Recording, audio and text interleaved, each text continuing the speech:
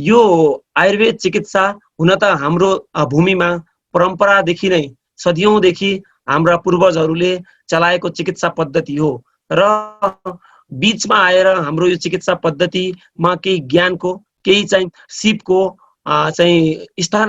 सिपको जुन विकास बढ्दै जाने र जनसमुदायमा त्यसको चाहिँ उपयोग बढ्नु पर्नेमा केही कमी हुँदै आएको देखियो। त्यो कमी हुँदै आउँदा आयुर्वेद चिकित्सालाई केही चाहिँ अन्तिम विकल्पको रूपमा, केही दीर्घ रोगहरूको उपचारको रूपमा, केही निराशाहरूको बीचमा आशाको रूपमा मात्र हेरियो। आयुर्वेद चिकित्सा, आयुर्वेद आफैमा एउटा जीवनको विज्ञान भएको हुँदा यो जीवनको विज्ञानमा विभिन्न पक्षहरू हुने हुँदा यसले चाहिँ रोग लाग्न भन्दा पहिले नै स्वास्थ्यको संरक्षणको बढी यसमा चाहिँ बढी वर्णन गरिएको र स्वास्थ्य रक्षाका लागि रसायन बाजीकरण विभिन्न चाहिँ जीवनशैलीका कुराहरू वर्णन गरिएको र पाइन्छ। त्यस्तै रोगी कदाचित भएको अवस्थामा रोग उपचार गर्ने विविध पक्षहरू हामी शरीरलाई औषधि मात्रै होइन सम्पूर्ण परिवेशहरूले चाहिँ चिकित्सा गर्ने सैद्धान्तिक वर्णन आयुर्वेदमा पाइन्छ र त्यही वर्णनमा हजारौं वर्षदेखि आयुर्वेद चलिरहेको थियो। जुन बीचमा केही अडचनहरूका कारणले चूर्ण औषधिहरूको उपयोग र केही सीमित रोगहरूमा बढी कार्यकारी देखिएको या केही परम्परागत वैद्यहरूले, केही परम्परागत स्वास्थ्य कर्मीहरूले यसलाई चाहिँ यो लेभलसम्म ल्याइदिनु भएको, किन भन्दा जुन इन्स्टिट्युसनल एजुकेसनको ग्याप भएको हुँदा सम्पूर्ण आयुर्वेदका पक्षहरू जनता या सेवामा उपलब्ध नभएको अवस्था हो। जब कोभिडको सिनारियो र कोभिडको पछिको सिनारियो हेर्दा आयुर्वेदले एउटा युग परिवर्तन गर्ला जस्तो देखिन्छ। किन भन्दा कोभिडको अगाडि आयुर्वेदलाई हेर्ने नजरिया, आयुर्वेदलाई हेर्ने दृष्टिकोण केही सीमित दीर्घ रोग, नसर्ने रोग या अन्तिम विकल्पको रूपमा हेरिएको थियो। तर आज कोभिडको युगपछि, कोभिडको बीचबाट हामीमा एउटा आशाको किरण देखिएको छ। हामीमा एउटा नयाँ सोच आएको छ कि संक्रमणजन्य व्याधिमा पनि आयुर्वेद उपयोगी हुन्छ भन्ने। हुन त शास्त्रमा, हुन त आयुर्वेदमा हजारौं वर्षदेखि संक्रमणजन्य व्याधिहरू, इपिडेमिक्सहरूमा आयुर्वेद कार्यकारी छ भनेर वर्णन गरिएकै हो। तर बीचमा यसको उपयोग, यसको चिकित्सा गर्न सीमित स्रोत र साधनका कमीले जनता या समुदायमा उपयोग नभएको हुँदा संक्रमणमा एलोप्याथिक सिस्टम या अन्य सिस्टममा बढी विश्वास देखियो। अब हामीले यो कोभिडमा एउटा कुरा बुझ्यौं कि हामी सम्पूर्ण नेपाली या विश्व समुदायले कि रोग प्रतिरोधात्मक क्षमता वृद्धि गर्न अत्यन्तै आवश्यक रहेछ। रोग प्रतिरोधात्मक क्षमता वृद्धि गर्न सकिएन भने कुनै पनि रोग लाग्न सक्छ। त्यो परिस्थितिमा हामीले बुझ्यौं कि हाम्रो देश अन्य देशहरू, अन्य परिस्थिति भन्दा भिन्न छ र सबै व्यक्तिको रोग प्रतिरोधात्मक क्षमता देश, काल, परिस्थिति, जीवनशैलीले गर्दा भिन्न भिन्न हुन सक्छ र हाम्रो परिस्थितिको लागि सुहाउँदो हाम्रै खालको रोग प्रतिरोधात्मक क्षमता वृद्धि गर्ने उपायहरू के हुन सक्छन् त भन्ने विचारमा विमर्श गर्दै हामी आयुर्वेद चिकित्सा कर्मीहरूले इन्स्टिट्युसनल होस् या प्राइभेट प्र्याक्टिसनर होस् या परम्परागत चिकित्सा स्वास्थ्य कर्मी किन नहोस्, सम्पूर्णको एउटै हाम्रो उद्देश्य रह्यो। हामीले स्वास्थ्य संरक्षण या जुन स्वास्थ्य हाम्रो अहिले स्वास्थ्यको अवस्था छ त्यसलाई संरक्षण गर्नुपर्छ, त्यसलाई प्रमोसन गर्नुपर्छ र रोग लाग्न दिनु हुँदैन। त्यसका लागि रोग प्रतिरोधात्मक क्षमता वृद्धि गर्नु नै हो भन्ने बुझेर त्यो स्वास्थ्य सम्वर्धनका लागि के गर्नुपर्छ त भन्दा उचित दिनचर्या, दैनिक क्रियाकलापहरू व्यवस्थित हुनुपर्ने, ऋतुसँगै हाम्रो देश विभिन्न वातावरण, विभिन्न संस्कृति रहेको देश हो। त्यसले गर्दा ऋतुसँगै परिवर्तन हुने जीवनशैलीको अपनाउनु पर्ने, त्यस्तै सद्विरित हाम्रो आचार, हाम्रो व्यवहार, हाम्रो वचन, हाम्रा व्यवहार यी पनि रोग प्रतिरोधात्मक क्षमता वृद्धि गर्न अत्यन्त आवश्यक हुने र स्वास्थ्यका लागि अत्यन्त आवश्यक पक्षहरू रहेको हुँदा त्यस्तै रसायन औषधि, केही सीमित औषधिहरूको उपयोग गरेर दीर्घ जीवनको सूत्र प्राप्त गर्न सकिन्छ भन्ने हामी सम्पूर्ण आयुर्वेद कर्मीहरूको सोच थियो।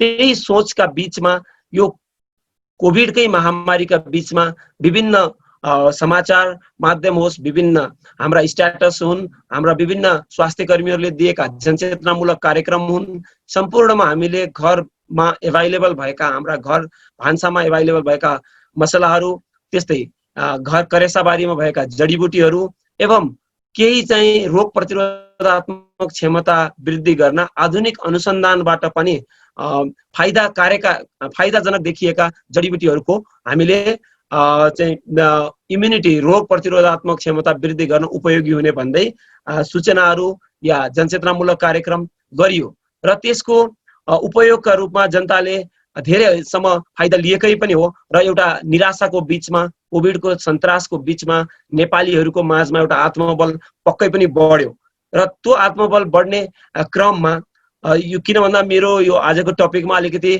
मैले सम्पूर्ण चाहिँ कन्ट्रिब्युसन भनेको हुँदा कुन कुन क्षेत्रमा के काम भयो भन्ने कुराहरू निकाल्दै जाँदा हाम्रो सबैभन्दा पहिला चैत्र महिनामै हामीले जब सुरुको लकडाउनकै फेजमा स्वास्थ्य मन्त्रालय अन्तर्गत आयुर्वेद तथा वैकल्पिक चिकित्सा विभागबाट सूचना, जनहितमा जुन सूचना जारी गरियो त्यो त्यसैमा लक्षित थियो। स्वास्थ्य संरक्षण गर्ने र स्वास्थ्य संरक्षण गर्दै रोग प्रतिरोधात्मक क्षमता वृद्धि गर्न केही सीमित जडीबुटीहरूको उपलब्धता अनुसार उपयोग गर्नका लागि एवं स्वास्थ्य मन्त्रालयबाट दिएका निर्देशनहरू पालन गर्नका लागि जनहितमा सूचना जारी भयो।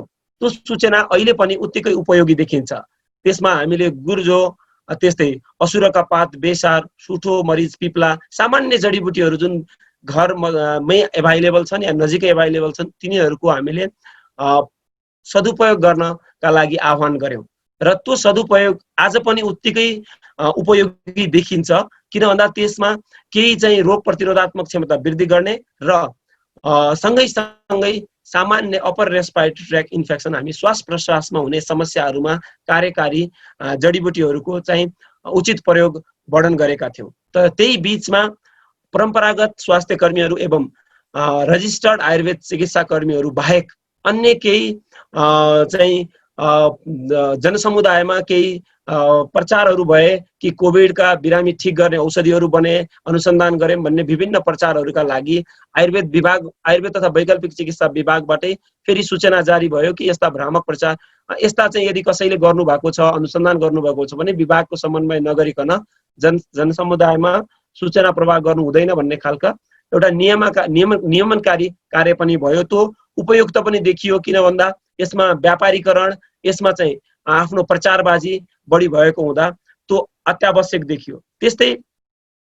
केही अगाडि वैशाखको महिनामा आयुर्वेद विभागको नेतृत्वमा आयुर्वेद शिक्षण अस्पताल, त्रिवी अन्तर्गत इन्स्टिच्युट अफ मेडिसिन अन्तर्गतको शिक्षण अस्पताल र नेपाल आयुर्वेद मेडिकल काउन्सिलको संयुक्त प्रयासमा एउटा प्रोटोकल, आयुर्वेद प्रोटोकल जारी भयो, जुन प्रोटोकल एउटा कोसेढुङ्गा पनि रह्यो। हामीले त्यसलाई कसरी चाहिँ कोभिडको म्यानेजमेन्टलाई अगाडि गभर्न गर्ने भन्ने त्यो एउटा कोसेढुङ्गा पनि रह्यो। त्यस्तै विभिन्न प्रदेशहरूका प्रयासमा पनि त्यस्ता प्रोटोकलहरू बने। प्रदेश नम्बर 5 मा त्यहाँको चाहिँ एकदमै त्यहाँको पनि राम्रो समन्वय देखियो। त्यहाँ एउटा आफ्नै भिन्न प्रोटोकल पनि जारी भयो र अत्यन्त फिल्डमा क्वारेन्टाइनदेखि लिएर आइसोलेसनसम्म अहिलेसम्म कार्य गरिराख्नु भएको छ र यो प्रोटोकल बनिसकेपछि यही प्रोटोकल अनुसार प्रदेश एवं स्थानीय तहमा पनि कोभिड प्रोटोकल म्यानेजमेन्टको चाहिँ लागू गर्न भनेर आयुर्वेद विभागबाट चाहिँ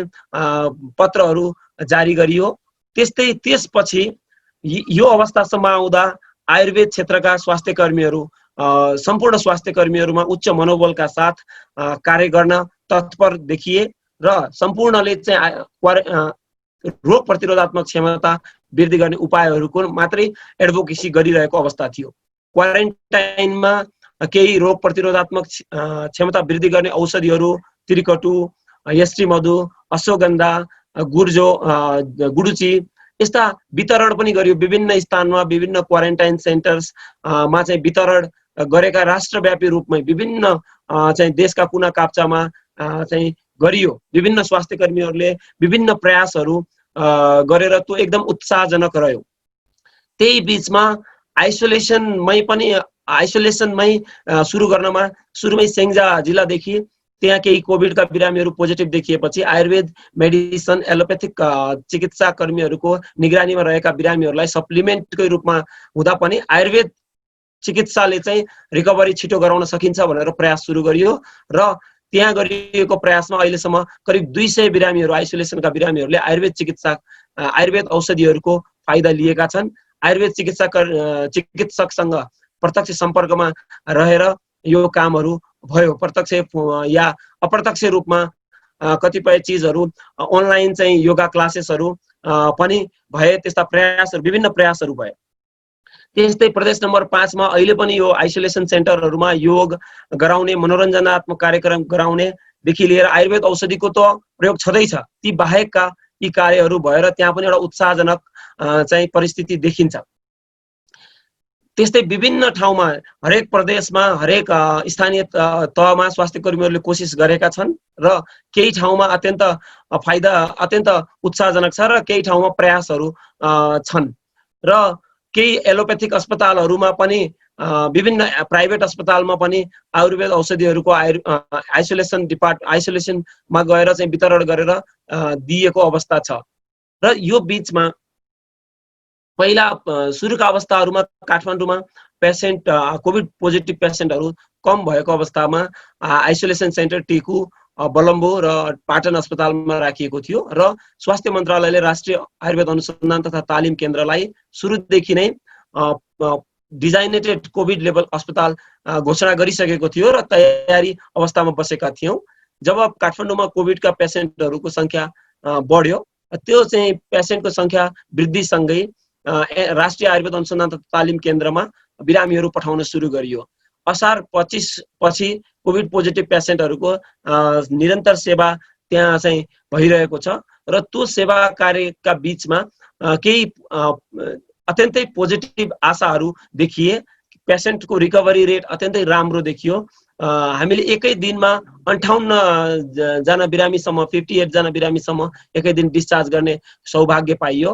हाम्रा बिरामीहरूमा अत्यन्त थोरै मात्रामा चाहिँ बिरामीहरूलाई चाहिँ रिफरल गर्न पर्ने जस्तो अवस्था देखियो। धेरै बिरामीहरू चाहिँ हामीले ठिक गर्न सकियो र अहिलेसम्म हामी कहाँ आएको बिरामीहरूको सङ्ख्यामा 478 जना, हिजोको साँझसम्मको डाटामा 478 जना बिरामी हामीले चाहिँ हाम्रो अस्पतालमा भर्ना भइसक्नु भएको छ, जसमा 283 जना बिरामीलाई हामीले चाहिँ negative covid PCR test negative गरिसकेपछि मात्रै डिस्चार्ज गरेका छौँ। त्यस्तै यो सुरुका अवस्थामा हामीले अलिकति रिफर पेसेन्ट, किनभने बिरामीको चाहिँ अवस्था म्यानेज गर्दा केही कुराहरू चाहिँ हामीले हाम्रो भेन्टिलेसन या आइसियुको व्यवस्था नभएको हुँदा सुरुमा केही बिरामीहरू मात्रै रिफर गरियो र अहिले आजको डेटमा 180 भन्दा माथि बिरामीहरू छन्, जसमा पुरुष बिरामी अलिक बढी र महिला बिरामीको सङ्ख्या अलिक कम हो।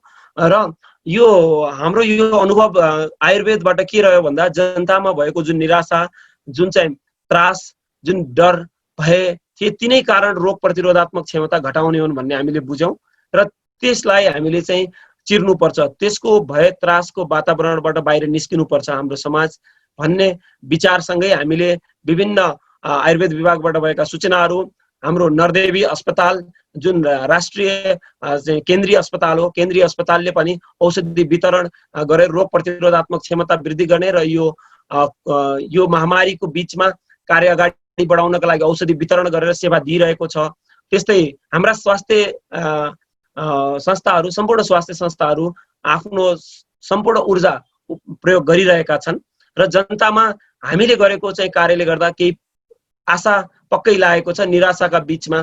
तर हामी यति भन्दा हामी रजिस्टर्ड आयुर्वेद स्वास्थ्य कर्मी एवं परम्परागत चिकित्सा कर्मीहरू जुन छौँ, हामी सबैले चाहिँ यो भ्रमका वातावरण गरिदिनु भएन या अतिरञ्जित समाचार गर्नु भएन भनेर विभिन्न आज मात्रै पनि परम्परागत चिकित्सा कर्मीहरूबाट एउटा आह्वानै आएको छ, यसरी चाहिँ गरिदिनु भएन भनेर। केही चाहिँ परम्परागत सिप नभएकाहरूले पनि आयुर्वेदको या जडीबुटीहरूको चाहिँ गलत प्रचार गरिएको देखिएको हुँदा र हाम्रो बुझाइमा हामीहरूको बुझाइमा के देखियो भन्दा यो कोभिडको वातावरणबाट निस्कनको लागि आयुर्वेद जीवनशैली अत्यन्तै महत्त्वपूर्ण रहेछ। आयुर्वेद जीवनशैली अपनाउन सकियो भने हामी स्वास्थ्य अवस्थालाई हेल्थ प्रमोसन गर्न सक्छौँ र हेल्थ प्रमोसन गर्न सक्यौँ भने हाम्रो रोग प्रतिरोधात्मक क्षमता वृद्धि हुन्छ। त्यस्तै यो मनोपरामर्श अत्यन्त आवश्यक देखियो।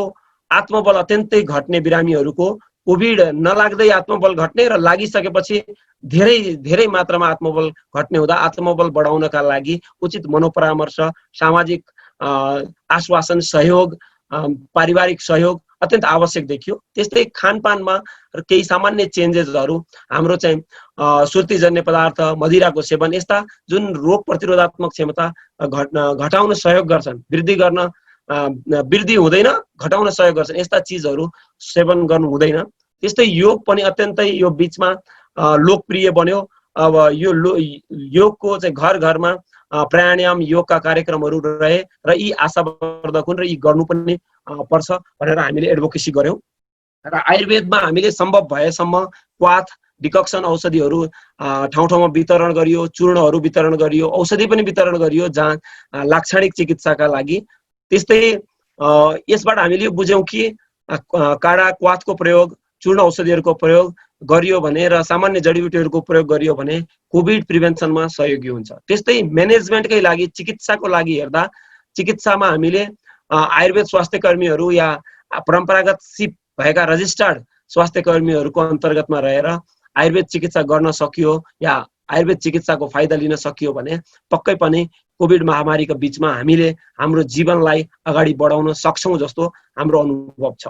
र तर यति भन्दा हामी सम्पूर्ण सिभियर केसेस, अत्यन्तै गाह्रो अवस्था जहाँ अक्सिजनको लेभल घटेको छ, त्यो अवस्थामा हाम्रा स्वास्थ्य संस्थाहरूमा उपयुक्त इन्फ्रास्ट्रक्चर र ह्युमन रिसोर्सको कमीका कारणले हामीले सम्पूर्ण म्यानेज गर्न सक्छौं भन्ने अहिले हाम्रो क्लेम होइन। तर रोगको अवस्था बिग्रिँदै गएका अवस्थामा इन्टिग्रेटेड एलोप्याथिक मेडिसिन या आइसियु म्यानेजमेन्ट, भेन्टिलेटरको आवश्यकता परेको खण्डमा त्यसको सदुपयोग पक्कै गर्नुपर्छ। तर त्यही मात्र विकल्प हो भन्ने होइन।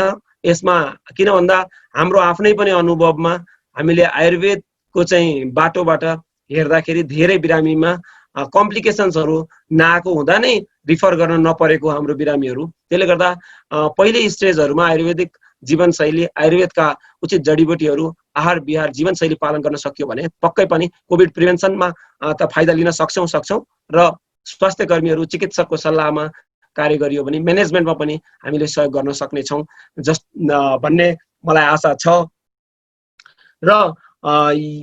र यो आयुर्वेद जुन हामीले हाम्रो समाजमा जुन हामीले वर्षौंदेखि सोचेका थियौं कि यो एउटा अब हामीलाई एउटा चाहिँ आशा आयो र हामीलाई विश्वास पनि छ, जनसमुदायले हामीलाई संक्रमित रोगमा पनि विश्वास गर्नेछ र आयुर्वेद एउटा मेन स्ट्रिमिङ, एउटा चाहिँ चिकित्सा विधालाई अल्टरनेटिभ या यो चाहिँ कम्प्लिमेन्ट्रीको रूपमा नहेरेर मेन स्ट्रिम सिस्टममा पहिलो प्राथमिकतामा राख्नेछ भन्ने हामी विश्वास पनि लिन्छौँ। र हजुरहरूको साथ, हजुरहरू किन भन्दा ज्ञान दिने एउटा चाहिँ केन्द्र, ज्ञान वितरण हुने ठाउँ जस्तै पनि हो यो पुस्तकालय भनेको। हजुरहरूबाट दिने चाहिँ जुन पुस्तक, यो पुस्तक पढ्नुस् भन्ने एउटा चाहिँ सजेसनै पनि ठुलो सजेसन हुन्छ। त्यस्तै हजुरहरूबाट दिएको सजेसन र यहाँ भएका विज्ञहरूबाट दिएको सजेसनले जनताले पक्कै पनि फाइदा लिनेछ र हामीलाई पनि त्यसको फाइदा हुनेछ भन्ने म आशा राख्दै आफ्नो चाहिँ प्रेजेन्टेसन यही रोक्छु। हस्, धन्यवाद, नमस्कार। धन्यवाद